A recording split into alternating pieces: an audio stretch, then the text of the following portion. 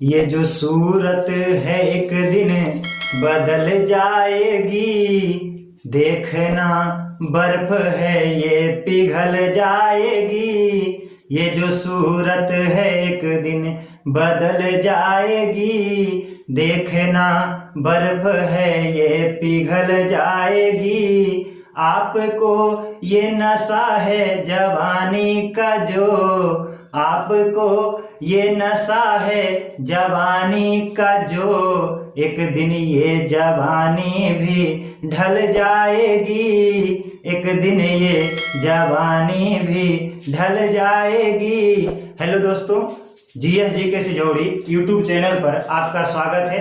आज हम फिर से एक ये हिंदी का जो है गोधूली 10वां क्लास का जो गोधूली हिंदी का जो बुक है गोधूली, उसका फर्स्ट चैप्टर श्रम विभाजन और जाति प्रथा जो कि निबंध है, जिनको लिखे भीमराव अंबेडकर, इनको हम अच्छे तरीके से समझाएंगे और आगे बारी बारी से 10वीं वर्ग के गोधूली वर्णिका व्याकरण पूरे हिंदी का हम वीडियो लेकर के आएंगे बारी बारी से। आज पहला है श्रम विभाजन और जाति प्रथा, और ये वीडियो सिर्फ 10वीं वर्ग के विद्यार्थी के लिए ही उपयोगी नहीं है, बाकी जो बड़े बुजुर्ग भाई बहन सब है सभी इसको समझ सकते हैं, क्योंकि जाति प्रथा कास्ट सिस्टम हमारे समाज में विद्यमान है, तो इसको सभी के लिए समझ सकते हैं। चलिए इसको शुरू करते हैं। तो हमारे 10वीं वर्ग के गोधूली जो है वर्ग 10 में जो है पहला चैप्टर है श्रम विभाजन और जाति प्रथा, जो कि एक निबंध है।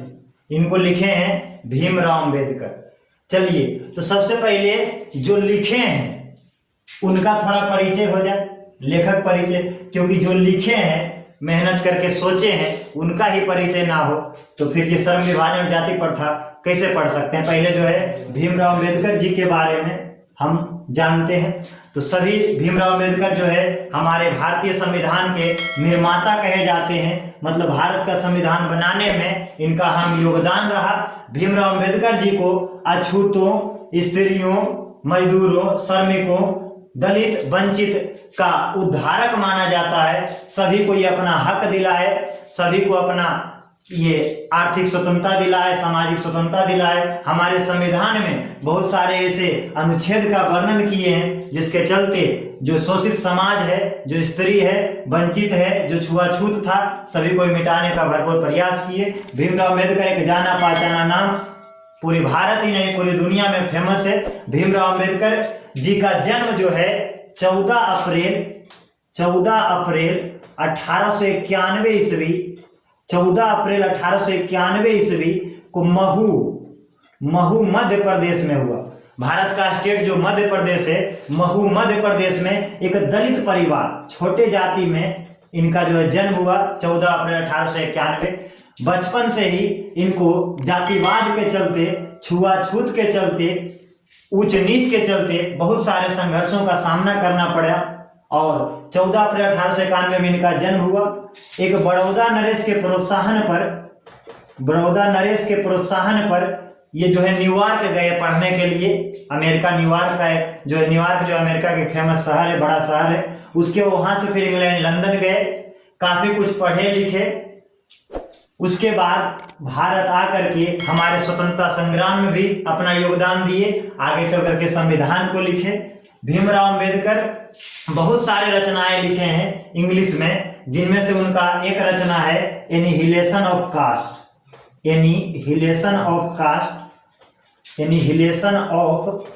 कास्ट। मतलब इसका हिंदी होता है जाति भेद का उच्छेद, मतलब जाति को तोड़ना, जाति को हटाना, एनिहिलेशन ऑफ कास्ट। इन्हीं से ये एक भाषण था, एनिहिलेशन ऑफ कास्ट एक भाषण था। इसको देने के लिए जाति पाति तोड़क मंडल 1936 लाहौर, जो कि पाकिस्तान में अब पड़ता है, वहां पर भाषण देने के लिए जो है इसको तैयार किया गया था 1936 में भाषण देने के लिए। लेकिन इनका क्रांतिकारी भाषण था, एक आंदोलन जैसा भाषण था, तो वहां के जो संचालन करता थे वो मना कर दिए। तो बाद में भीमराव अंबेडकर जी इसको एक पुस्तिका का बुक का रूप दे दिए। तो एक एनिहिलेशन ऑफ कास्ट एक भाषण था इंग्लिश में, इसका हिंदी रूपांतरण किए ललई सिंह यादव, ललई सिंह यादव, और हिंदी रूपांतरण किया गया जाति भेद का उच्छेद, उसी से संपादित, उसी से उसका छोटा अंश यहाँ पर निबंध जो है श्रम विभाजन और जाति प्रथा।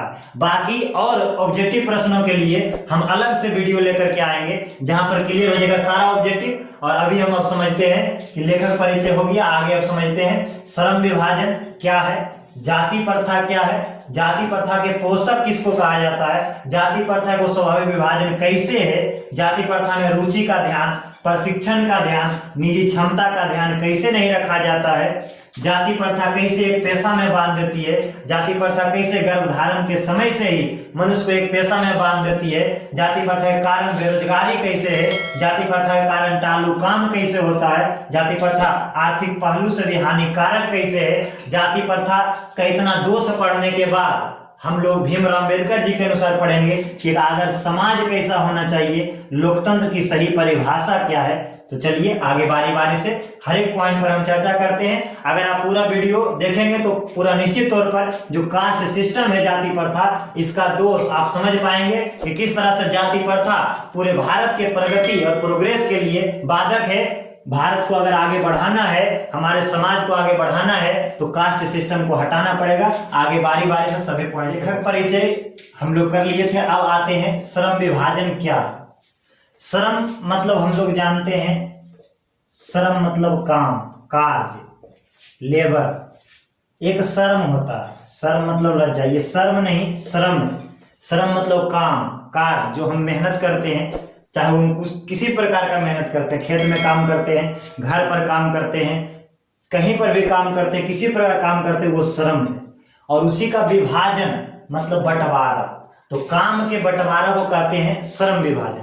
जैसे कोई किसान है, खेत का काम करता है, कोई गाय भैंस का बिजनेस करता है, गाय भैंस का काम करता है, दूध बेचने का काम करता है, कोई नौकरी करता है, कोई शिक्षा को देता है मतलब टीचिंग का काम करता है। तो सभी काम का बंटवारा हुआ है।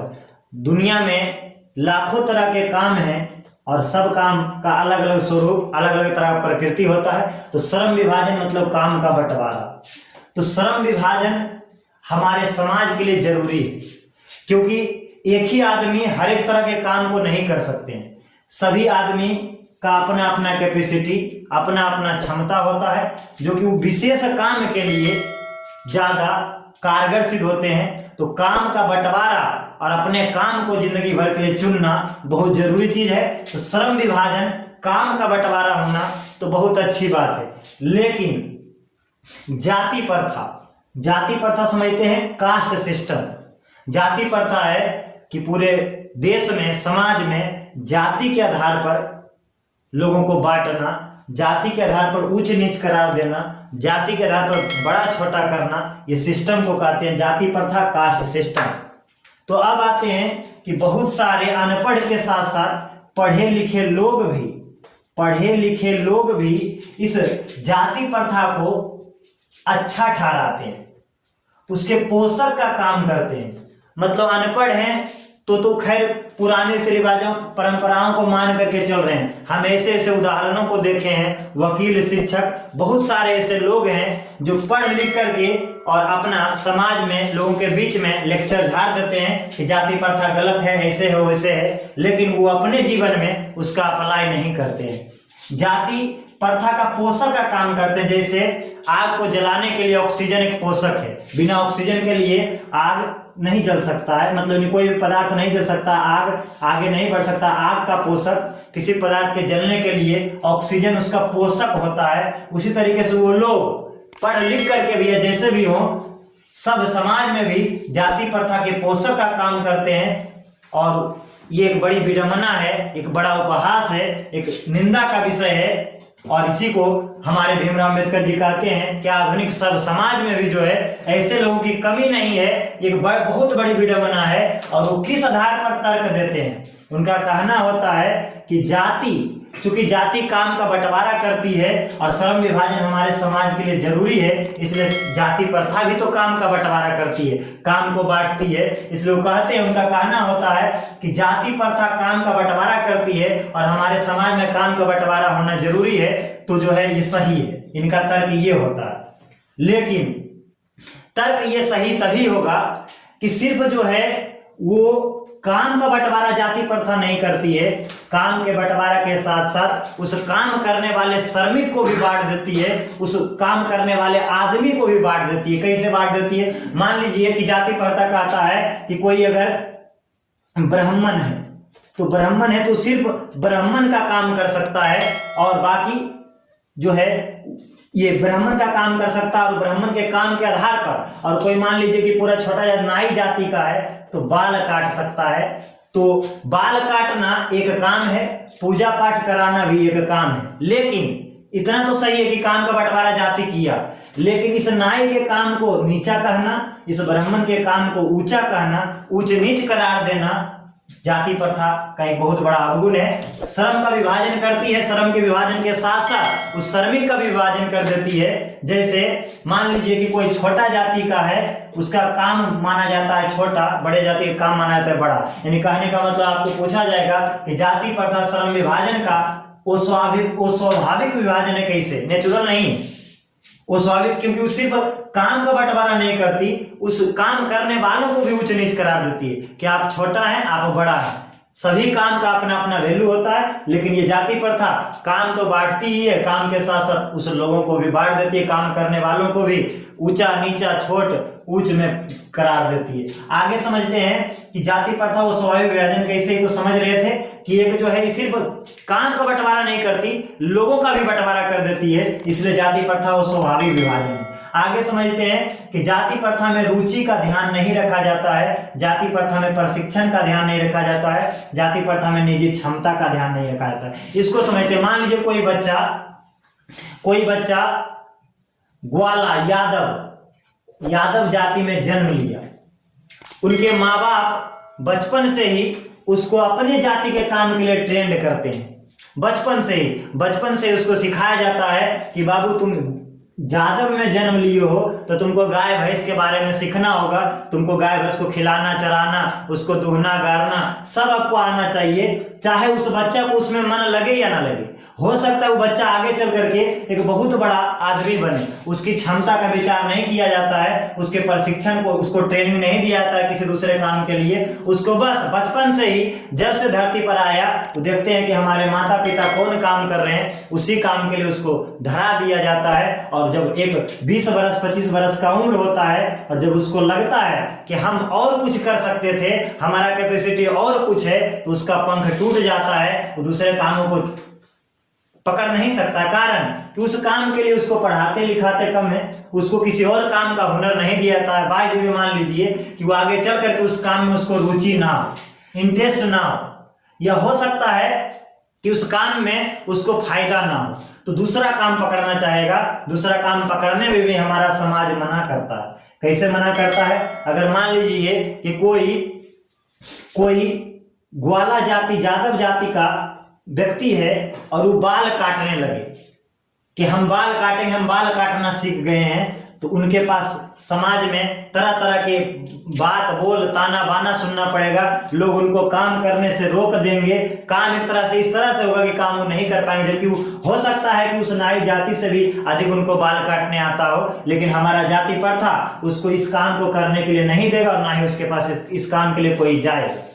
उसी तरीके से मान लीजिए कि नाई का कोई बच्चा है, बचपन से ही जन्म लिया, वो बाल काटने के लिए नहीं सीखा, बाल काटने के लिए नहीं जाना, तो फिर उसको बाल काटने के अलावा और कोई काम नहीं रहता है। और बाल काटने में मान लीजिए उसको बाल काटने वाला जो उद्योग है, बाल काटने वाला जो उसका हुनर है, वो आगे सक्सेस ना हो, लोग उसके पास नहीं कटावे बाल, तो उसका कैसे पेट भरेगा? इस तरीके से जो है एक पेशा में बंध जाता है। जाति प्रथा के कारण जो है लोग एक पेशे में बंध जाते हैं, उसको इस तरह से ट्रेंड नहीं किया जाता है कि पढ़ाएं लिखाएं मैट्रिक इंटर कराएं, उसके बाद खुद चुन सके कि हम कौन सा काम करेंगे। हमरे लिए जिंदगी में कौन सा काम उचित रहेगा, हमारा रुचि किस में है, हम प्रशिक्षण ट्रेनिंग लेके देखें कि दूसरा काम हमको आता है कि नहीं। लेकिन हमारा समाज, हमारा जाति दूसरे काम को ना चुनने देता है और ना ही दूसरे पेशा को चुनने देता है। इस तरीके से गर्भधारण के समय से ही माँ के पेट में ही कोई बच्चा रहता है, पहले से लोग जानते हैं कि वो जो है नाई जाति या ब्राह्मण जाति या फलना जाति के गर्भ में है, तो आएगा तो फलने काम करेगा। मतलब कि पेट से ही पता होता है कि वो आएगा तो ये काम करेगा, आएगा तो ये काम करेगा, आएगा तो ऊंच होगा, नीच होगा। मतलब कि कोई भी बच्चा जन्म लेता है, एक छोटा बच्चा, चाहे वो ब्राह्मण के घर में हो, चाहे वो भूमिहार के घर में हो, चाहे यादव के घर में हो, चाहे एक दलित के घर में, छोटा जाति के घर में हो, सभी का सेम गुण होता है। सब में ब्लड, रंग, खून का सब एक जैसा होता है। लेकिन एक जन्म लिया बड़े जाति में उसका बड़ा वैल्यू है, एक जन्म लिया छोटे जाति में उसका छोटा वैल्यू है। इस तरीके से गर्भधारण के समय से ही उसका पेशा निर्धारित कर दिया जाता है कि फलना का बेटा फलना काम ही कर सकता है, और अगर वो नहीं करता है तो बुड़बक माना जाता है, वो होशियार नहीं माना जाता। माँ बाप भी दबाते हैं, समाज भी दबाता है। क्या है, जादव होकर के तुमको गाय दूहने नहीं आता है, कहा जाता है। तरह तरह का बात सुनने को मिलता है। ब्राह्मण होकर के तुमको पूजा पाठ कराने नहीं आता है, काहे ब्राह्मण है। मतलब कि ब्राह्मण में अगर मान लीजिए किसी बच्चे को ब्राह्मण की जाति में जन्म लिए और उनको पूजा पाठ में इंटरेस्ट ना होकर के, पूजा पाठ कराने में ना इंटरेस्ट होकर के उनको और कोई काम में इंटरेस्ट रहे, तो क्या ब्राह्मण जाति का अगर कोई बाल काटने लगे तो बड़ा मानहानि होता है। बाल काटने का हुनर उनके पास है, बाल काटने में 50,000 के महीना कमा रहे हैं, मान ली कमा सकते हैं, बड़े बड़े शहरों में सैलून खोल सकते हैं। लेकिन उनका माँ बाप, उनका समाज सबसे पहले तो उसको बाल काटने का हुनर सीखने ही नहीं देता है। और अगर मान लीजिए कि ब्राह्मण का काम में उनको रुचि ना हो, तो एक मजबूरी होता है ब्राह्मण के बाल बच्चों का भी कि हम पूजा पाठ ही सीखना है, ग्वाला के बाल बच्चों के हमको गाय दूहने ही सीखना है। इस तरह से एक काम में आदमी बन जाता है, एक पेशा में बन जाता है, उसका गर्भधारण के समय से उसका पेशा निर्धारित हो जाता है। ये सब हमारा जाति प्रथा का एक बहुत ही गलत सिद्धांत है, घटिया सिद्धांत है। आगे समझते हैं कि जाति प्रथा बेरोजगारी का कारण कैसे बना हुआ।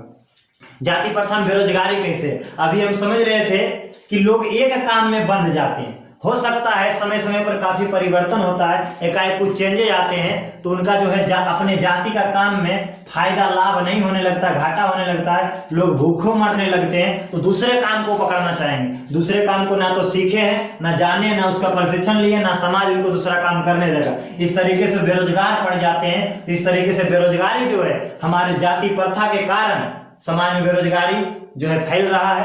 बेरोजगारी का एक प्रमुख और प्रत्यक्ष कारण हमारा जाति प्रथा है। आगे समझते हैं कि आर्थिक पहलू से जाति प्रथा हानिकारक कैसे। आर्थिक पहलू यानी पैसा कौड़ी के मामले में जाति प्रथा कैसे हानिकारक है। मान लीजिए कि हम किसी एक काम में बंध गए, किसी एक उद्योग में बंध गए, उस काम में हमको मन नहीं लग रहा, टालू काम करेंगे, किसी तरीके से दिन काटेंगे, किसी तरीके से समय पार करेंगे, ना उसमें उस व्यक्ति का फायदा है, ना देश का फायदा। इस तरीके से देखिए कि आज लोग अपने काम से खुश नहीं। लोग सिर्फ जाति के आधार पर नहीं, कोई और दूसरे काम से पूरे भारत का भला तभी हो सकता है, बेरोजगारी तभी हट सकती है। उसके बाद क्या कहते हैं, ये लोग भारत को ज्यादा उत्पाद तभी मिल सकता है जब लोग टालू काम नहीं करेंगे।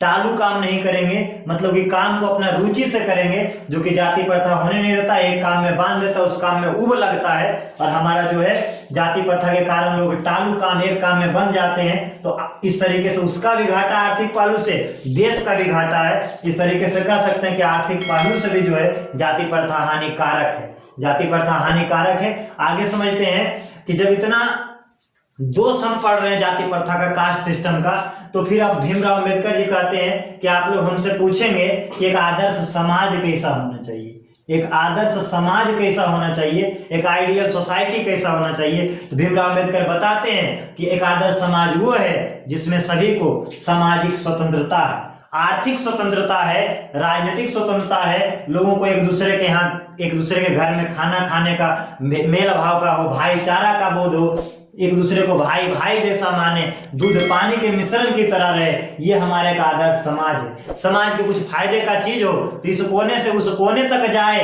मतलब कि गरीब से गरीब, अमीर से अमीर, छोटा जाति से छोटा जाति, बड़ा से बड़ा जाति उसका लाभ उठा सके, किसी में कोई भेदभाव नहीं रहे, सभी में भाईचारा का रहे, वो एक आदर्श समाज है।